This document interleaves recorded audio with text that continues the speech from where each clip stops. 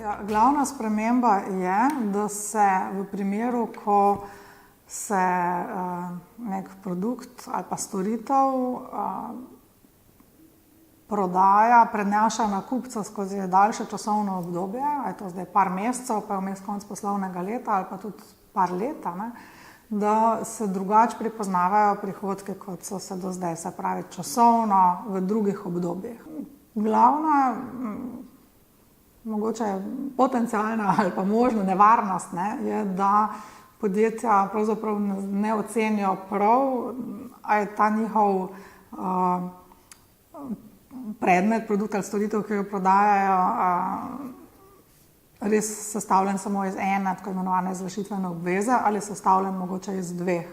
Tak tipičen primer je, vsakeč, ko kupimo nek produkt, ki ima neko podaljšano garancijo, recimo pralni stroj, mora po zakonu proizvajalec nuditi garancijo 1 leto. Veliko proizvajalcev nudi garancijo 5 let, kar pomeni, da prodajajo 2 produkta, prodajajo stroj in prodajajo podaljšano garancijo.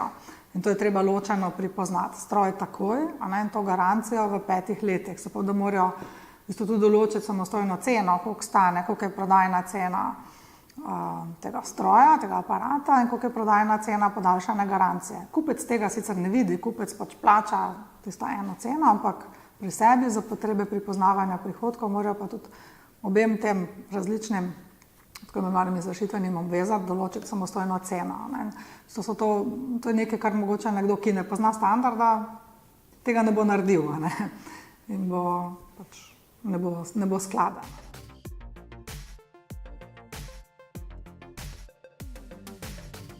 Standard morajo razumeti direktorji, ker so odgovorni za poslovanje, odgovorni so za poslovne rezultate, tudi za pravilno računovodsko evidentiranje. Morajo že zaradi tega biti seznanjeni z tem. Prodajniki pa zaradi tega, ker v bistvu so prodajniki tisti, ki neko prodajno strategijo oblikujejo, ki oblikujejo strategijo cen, produkte, neke skupine produktov in morajo razumeti,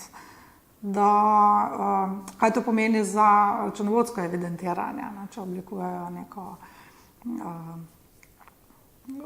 nek produkt, ki vključuje več različnih sestavin, da to za sabo potegne lahko tudi zelo zapletene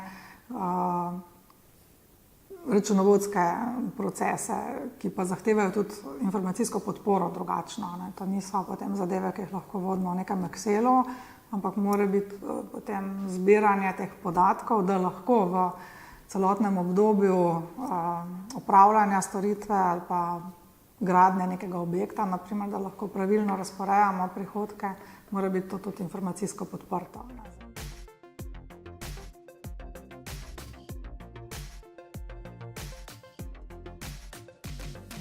Slovenski računovodski standard, ki obravnava prihodke, je bil tudi spremenjen v letošnjem letu, se sicer začne uporabljati obvezno v letu 2019, vendar pa povzema vse glavne koncepte po MSRP 15,